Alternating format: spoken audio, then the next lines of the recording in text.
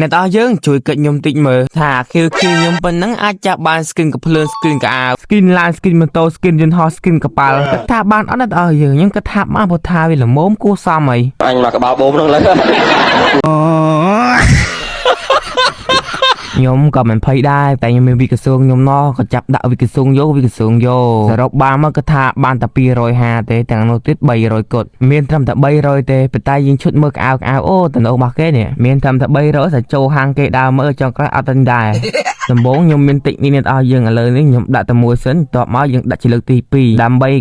វាស៊ាំនឹងយើងនៅអស់យើងបន្ទាប់ពីយើងស៊ាំហើយក៏មកអត់អំបិល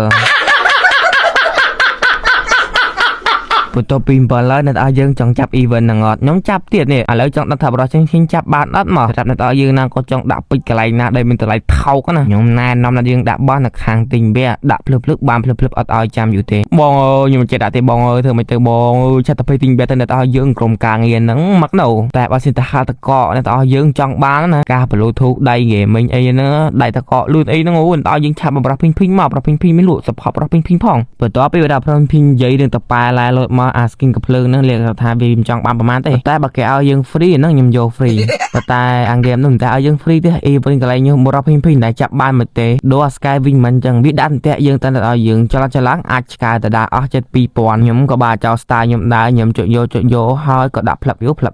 មកឆ្ងល់មកថាខ្ញុំចុចឈប់ចឹងមកពីចង់ដេកចោលទូរស័ព្ទថាងើបព្រលឹមឡើងប្រហើយតែប៉ុន្តែវាមិនជាថ្មីរបស់យើងទេយើងចាប់មួយតែមកគឺអត់បានទេបន្ទាប់ពីចាប់លើទីប្រមាណក៏អត់បានហើយខ្ពើមចាប់មួយទៀតប្រហើយ